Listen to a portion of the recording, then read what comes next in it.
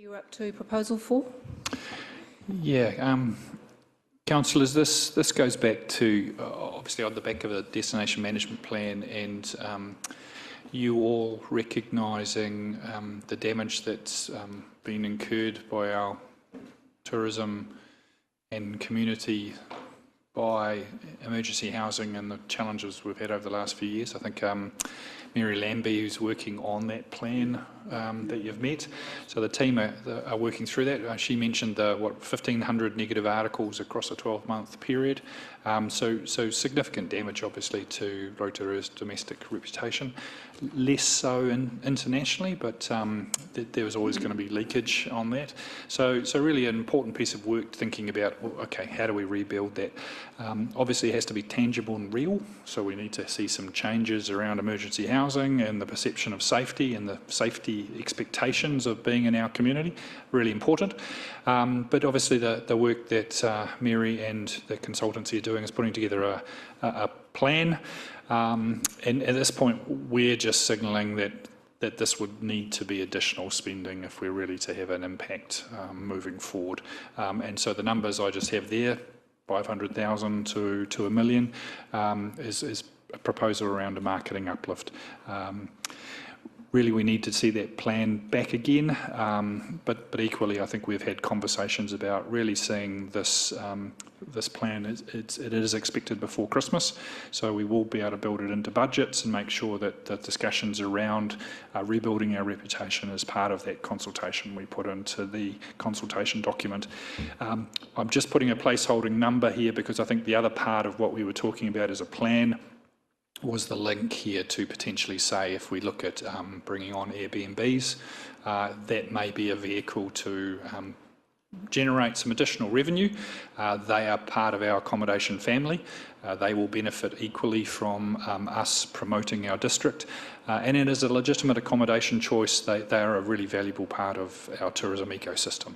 So really this brings them in, and hopefully they can see the value then of contributing into this reputation rebuild, which I'm sure will take several years. So I'm sure the plan we get back from the consultants will lay out quite a multi-year focus to it. So really this slide was just intended to say, look, there's two parts there, a funding source discussion, which is another important conversation to be had into our L2P, and potentially when we get that plan back, what do we intend to use it for? So really that's got to be a focus for us into this LTP. So questions, councillors? Councillor Brown? Pretty straightforward. How does this link to events, major events attraction? Is this separate to that, or are you? This is definitely separate. So I think one of the things we'd talked about previously, we've had that review of our major events strategy implementation. And so that is really shaping some of the conversations now about where that sits within events and venues as a total picture, and are we getting the most focus out of that. So I think there's going to be a few recommendations that come separately around that events fund, but this is separate to it. Potentially, if we're still thinking about that funding source, it might contribute to the events fund as well. But until we sort of get to the end of the workshops and you've had a bit more of a discussion about the potential around the rating changes, we don't know what's on offer around the policy. Any other questions? I do have one, JP.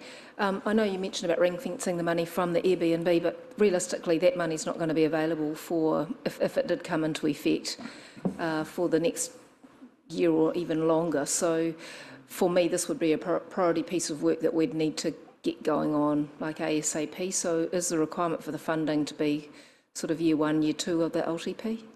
I actually don't see why it wouldn't be available from year 1. So just Thomas will talk about this. We're actually doing some analysis now of the number of Airbnbs operating in the city. We're trying to gather enough information for you to have a proper policy discussion around the levels and the settings you might want to take forward. That would be consulted on as part of this consultation document. And at this stage, with your direction, I don't see why that wouldn't be in place for 1 July of next year. Okay, so my other question is just in case we get feedback from the community, and depending what that decision is it possible to kind of just make sure that we ring fence sufficient funding for this reputation rebuild piece, which to me is the important piece of the CBD, refresh, redo, to do this piece of work right and to do it at the start. So if we then obviously got the money from Airbnb, then it won't be needed, but at least we have got the money ring fenced if that other pot doesn't eventuate. Yep. So David's here, so we'll make sure that, and I think, look, there's part of the stuff that this consultation will do. I think there is probably a timing of when it's appropriate to start that reputation rebuild. I think there's some proof points we need to get over. With the new government, they've made a commitment to see emergency housing go in a time frame. We've seen some dramatic reductions, 50% from the MSD utilisation. There might be some work that we do locally and lower cost across this first year as we step it up. So I think we should definitely make sure we've covered off your request there, that there's an uplift in funding for Rotorua NZ to at least achieve that first phase. Questions, Councillor Patterson? Now you've switched your names on me, and I was going to say O'Brien. No, they've switched the names. You mean you still have to use that? Dear, oh dear. Thank you, Councillor Kai Fong. Touching on the government, they would have to put their hand up and say part of the reputational damage that we've suffered as a city was due to decisions which they implemented. So while they've already indicated that they will seriously consider providing funds to support our law and order and reduction of crime and making our city safer, do you think there's an opportunity for us to say, well, hang on a minute, how about helping us rebrand ourselves? Look, I think there was a decision about making, and I think Her Worship has said this previously, having a good plan gives you the opportunity to make the pitches to relevant groups about investment. And I think with this one, we're ahead of potentially where we would be on something like the inner city. But the intention here is to have a really clear plan to promote, rebuild our reputation, get our numbers back to where they should be. I think at that point, that's a powerful tool to go and ask for some assistance.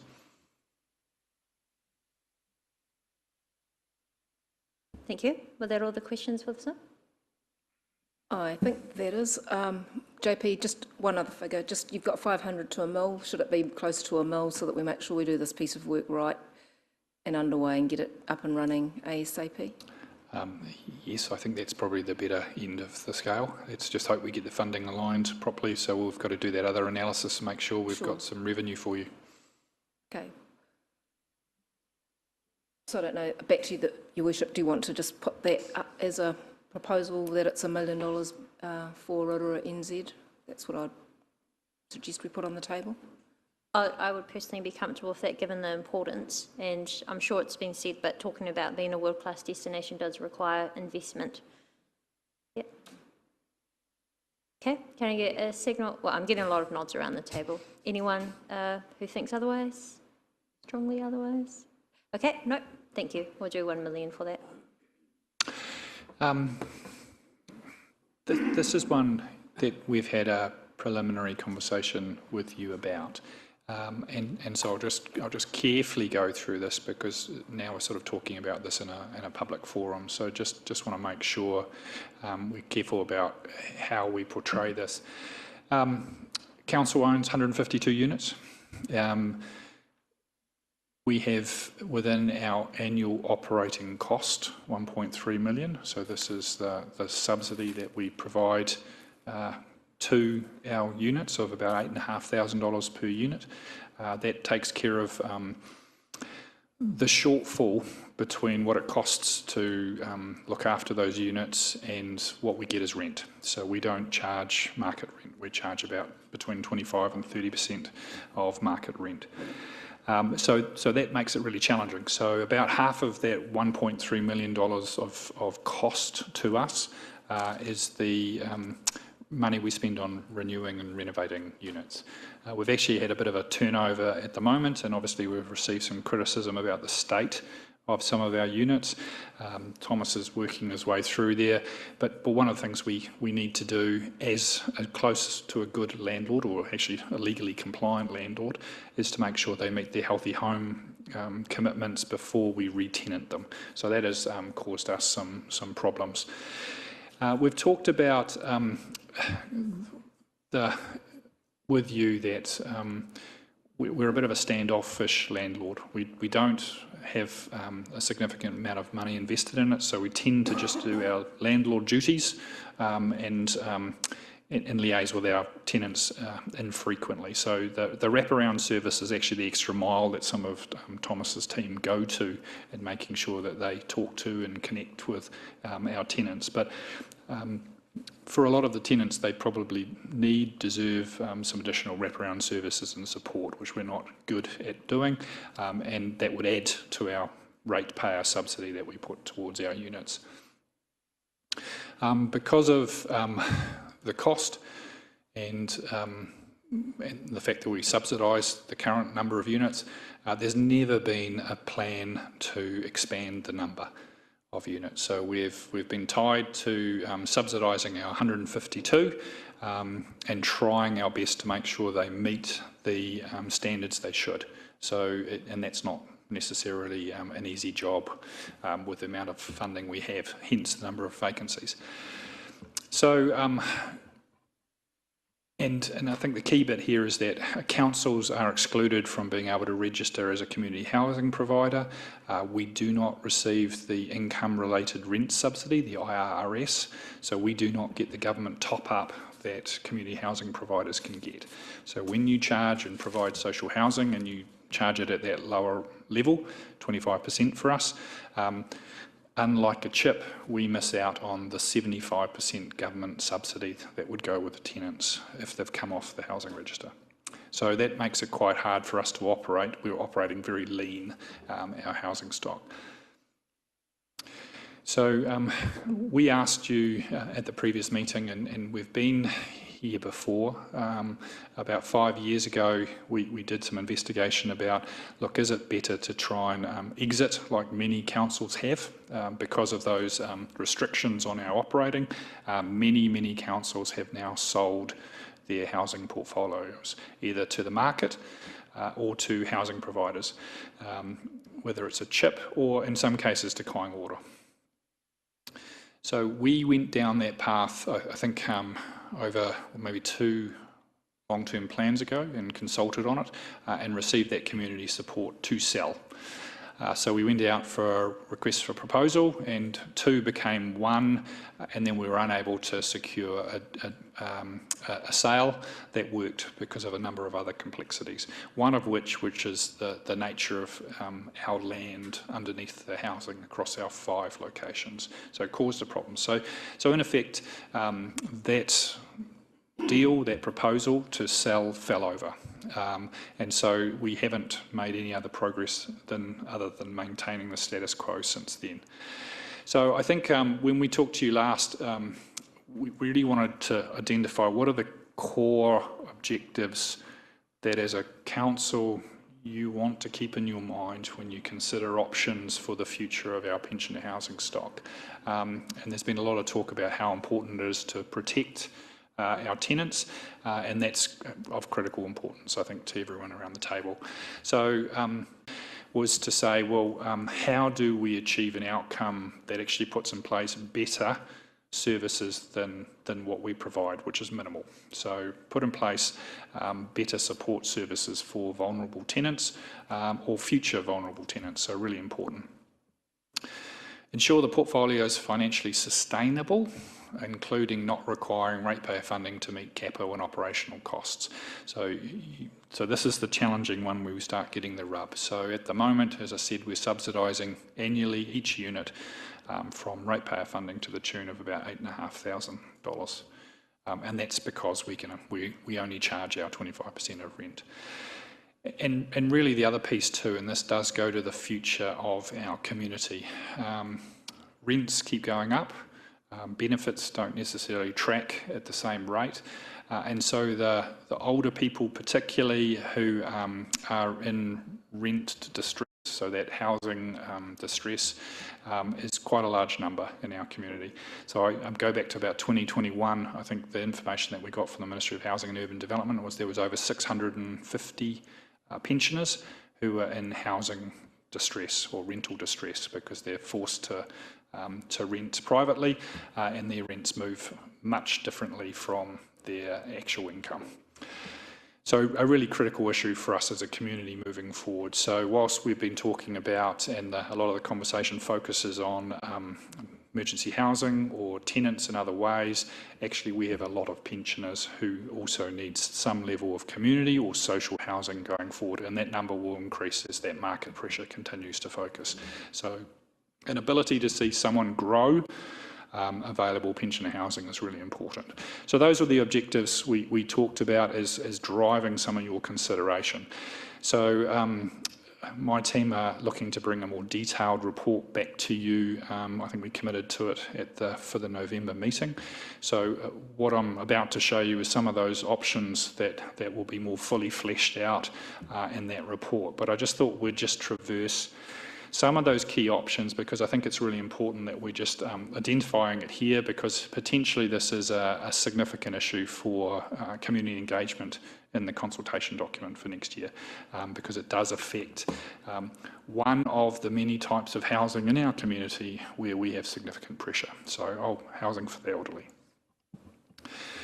So obviously there's the model that we've maintained, so the status quo.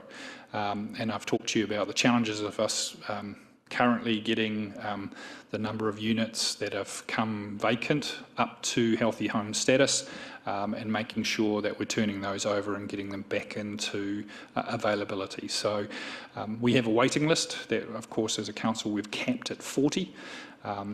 I haven't actually tried to check with the team whether the 40 people are also on the housing register, but it would just be interesting to see what kind of crossover there is, and I would have thought logically they should all be on the government's housing register as well.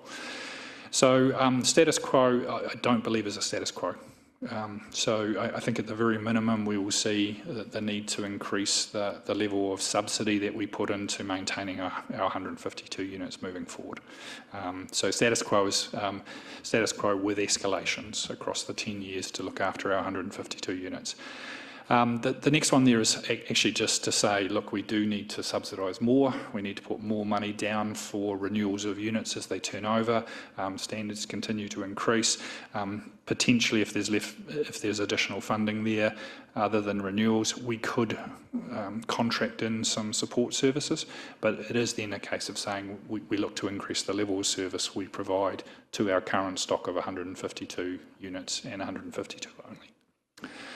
The next one is sell the pensioner housing portfolio. Now that goes back to the previous decision of council, and obviously there was a number of constraints. One of those being obviously that in one area of the city, the land had previously been an aerodrome.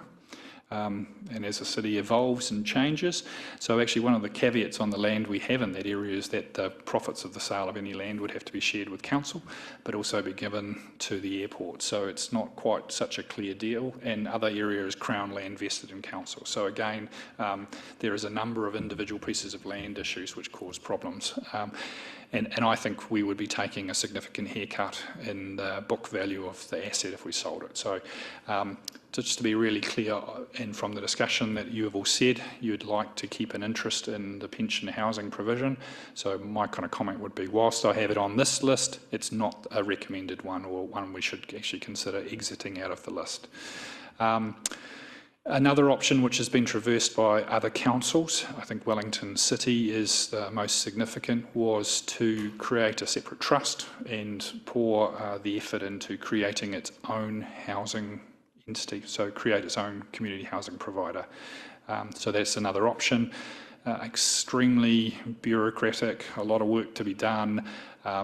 The last government was concerned about the escalation in the number of community housing providers that had sort of doubled over about a 5-year period, and they did not see that as a valid approach.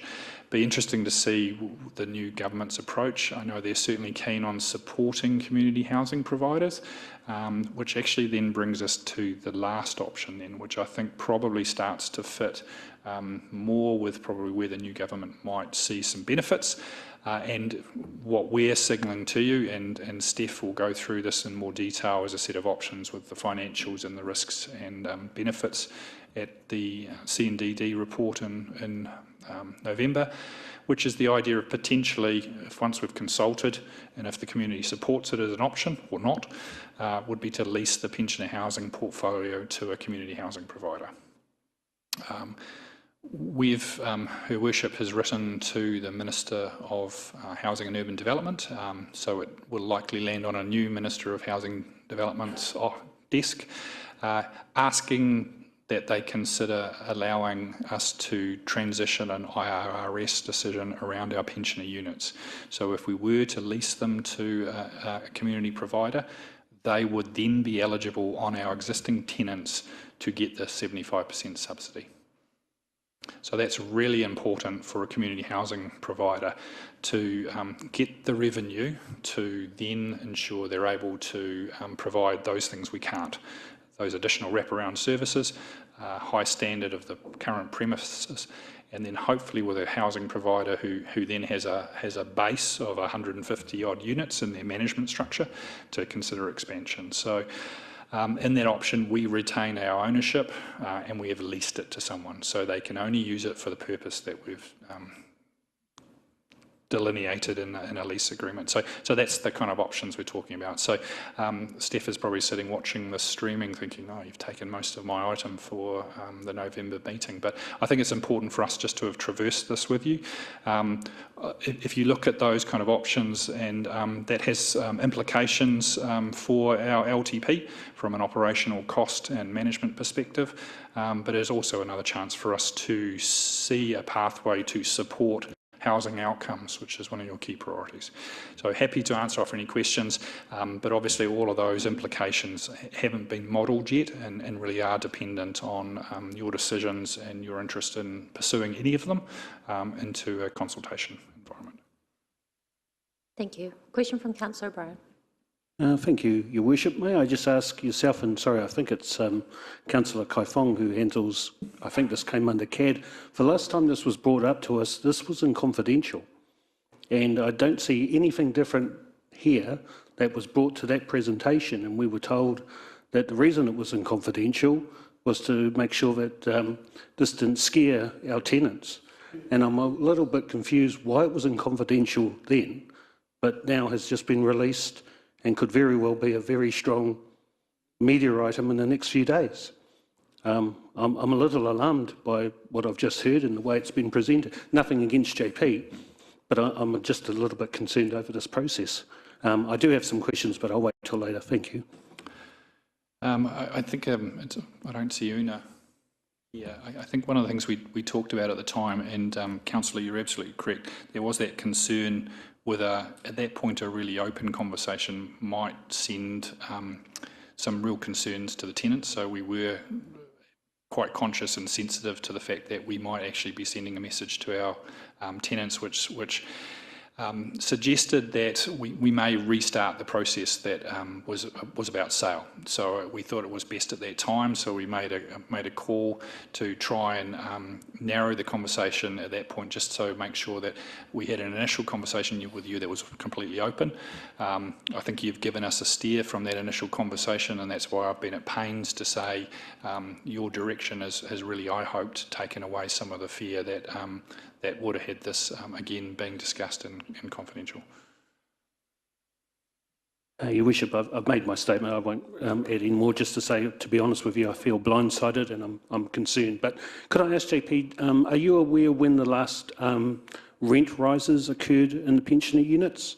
And is there any proposals? I don't see any proposals for us to increase rentals. Is that something we should be looking at to help bridge the gap in the short term? Thank you. On behalf of JP, so the last rent increases were 2020, pre-COVID. We obviously held the rents during that period, and the team are currently preparing a paper for council to consider with regards to an increase on the other side of Christmas, and then further increases going forward. So you will have that paper shortly to make that decision. Thank you. And if I can just say that, yes, the pensioner housing item has a potential to attract a lot of interest, but I think there already has been a significant amount of interest and certainly media coverage in the inadequate conditions of our pensioner housing. What we are very aware of is we currently do not have the capability to service them to the level required, which is why councillors, when we had discussion, yes, in the confidential previously, I suppose that was to gather whether there was a desire for change or a need for change. Without a doubt, there is.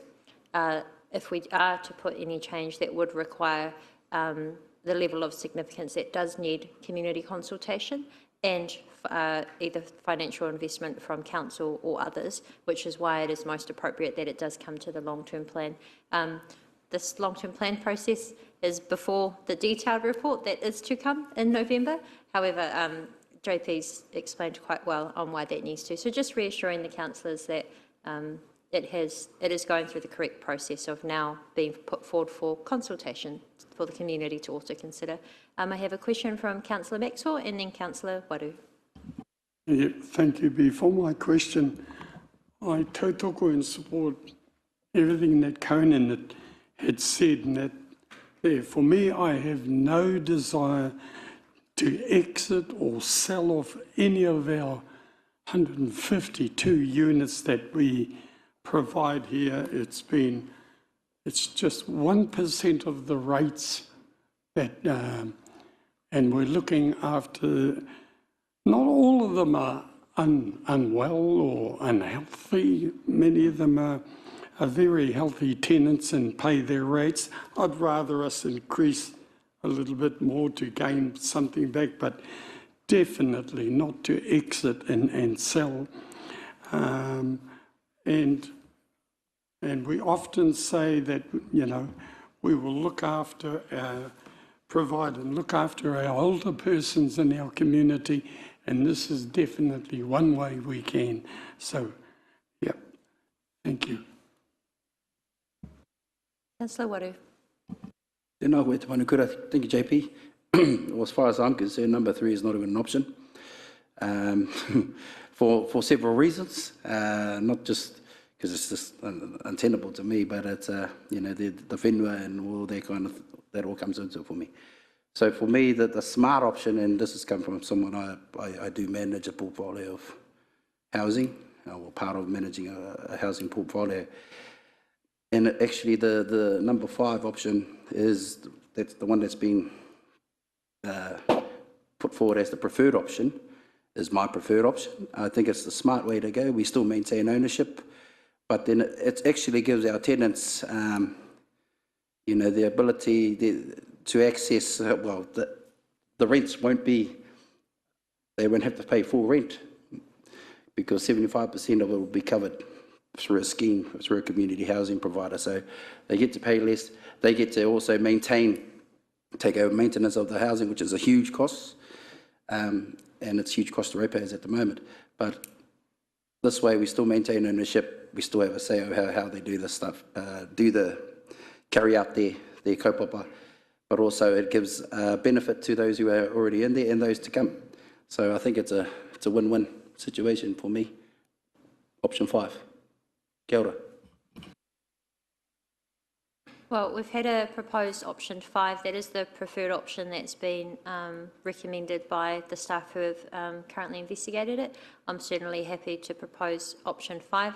I just want to answer a question, JP. In terms of the meeting in November, where there will be more information, and I'm not sure where Una is, but in the timeframes of what you require from us now, is it okay to put number 5 in subject to, you know, like the count? Once the councillors have more detail, that may change. I wouldn't want, Yeah, Do you get what I mean? Your Worship, yeah, definitely. I actually had taken the view more, I was giving this to you as broadly the options that we would traverse in more detail for you in that paper on the, I think I was going to say the 22nd of November or something like that. So the next meeting anyway. And really, you can take a decision at that point, and that's probably the paper you should take the decision to. My quick fly across the top of the options was more a case of just giving you that base information. There are some dependencies in there, so I would have thought with this item, actually, because we've got an item coming in full detail to the committee, it's probably best to just take this as a bit of a heads up, because it is responding to one of the priorities you put on the in your project identification, and we'll have that more detailed to you so that you've got a fuller report on which to make a decision that can then feed into our consultation process. So I don't believe you need to take a decision today or indicate a preference. It was more a case of just giving you that helicopter view. Thank you.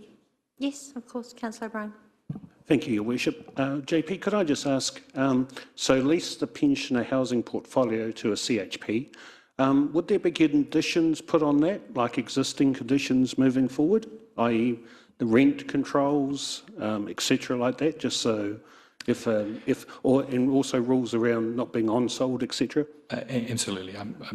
You can't on-sell from a lease. So you're right. If you take a decision to say that is a preferred option for you, we would have to ensure that financial picture, or at least indicatively, was reflected into the consultation document, so the options there for consultation, so people would have that opportunity. If we came back with a decision that said, yes, the community supports that preferred option as opposed to the others, we would then be in a position to go through probably an RFP process, confirm with government whether we've got an IRRS, and then, as you say, no lease would not be detailed with an exceptionally long list of conditions around the management of the tenants, the maintenance, the protection, the services we are expected, and any exit clauses that would be required if they forfeit the lease or terminated the lease. Thank you. I do have a couple of supplementaries, if that's okay.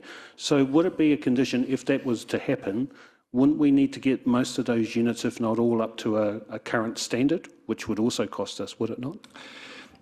You're right. You're raising a sort of an interesting point there, and this goes back to things like lease payments. So again, if a leasee, and we're speculating now, there would be condition assessments that needed to be undertaken. Probably in the preparation of a lease, there would have to be a recognition of the current state. And potentially that might affect lease payments, or how much needed to be invested up front, or even a transitional period where we needed to actually invest in making sure they were right up to standard. So there's a whole bunch of detail that would need to go into not only this initial decision, but then subsequently condition assessment and an RFP process before a lease could be executed. Thank you. And finally, could I just ask, have any other councils done the lease option? Because I just wonder if, government officials, etc., may say, if the things are still staying on your books, this sounds just like a technical way to try and get around and get the subsidy. So why should we do that if you're still, if it's your stock still being upgraded? Yeah, 100%. And I think when Steph presents next week, she will go through examples of the different pathways around the different options that have been chosen by different councils and used by different councils. I think you're correct to the IRS transition and agreement is a really important step which puts it into a different state. In my view, there's a number of upsides for why the government should consider that as being a more advantageous route for our community. Scale for a community housing provider, better outcomes for the tenants is probably the critical one. So I think that is still some of the stuff that needs to be worked through.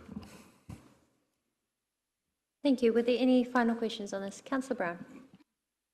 Not so much a question, but I think to placate the doubts that some of the councillors have around the options here, I think the presentation that we receive clearly demonstrates the benefits to the tenants of a change, because I think we're looking at it from an asset cost perspective, you know, on our end, but actually we need to really understand what it means to the tenants.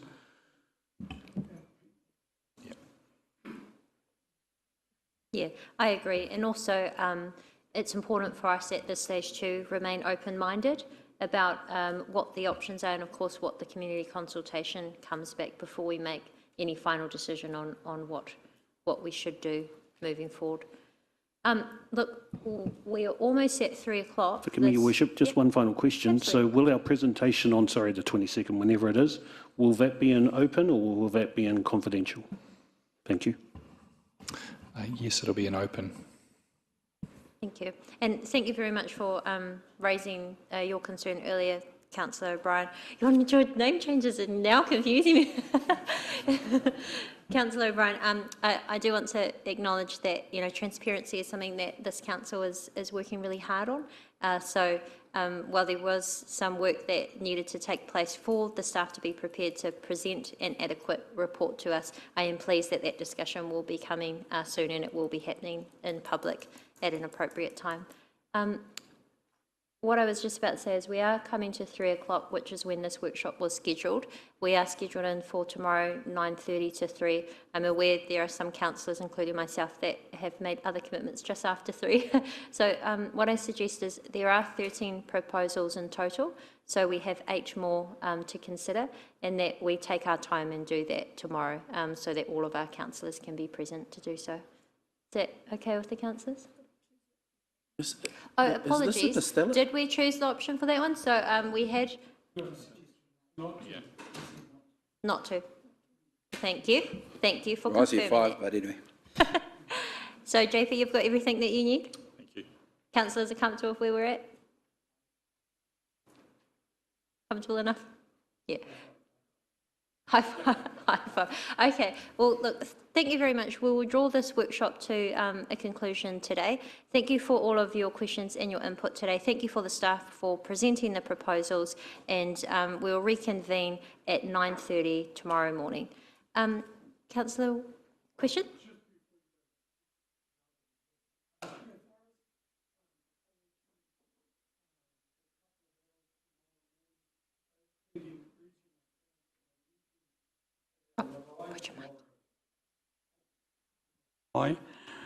Bay of Plenty Regional Council are meeting at our marae tomorrow at Awaho, and they're coming over to talk about natural hazards, flooding and geothermal. So just apologies for lateness on when I get away from there, I'll get straight to here. Thank you. Okay, thank you. The proposals are quite important, but we'll leave that decision to you. This is all also being live streamed if you wish to watch it after too. But Before I do, Karakia, yes. Will this be put into our Stella? Because I haven't been able to find it. Might be good for us to read it before we come tomorrow and hopefully speed things up a bit. That's all. Yeah. Okay, yeah. Okay, to play. Yeah. But I assure you that all of these presentations will also be included on the website after, as well as it being live streamed for you. No we'll worries. have them uploaded as soon as practically possible. Karakia. Karakia. Kia noi tātou. Kia tātou katoa te ata whai o tō tātou ariki au hukuraiti. Me te aroha o te atua, me te whiwhinga tahitanga ki te wairua tapu, ake. Amine. Thank you, everyone.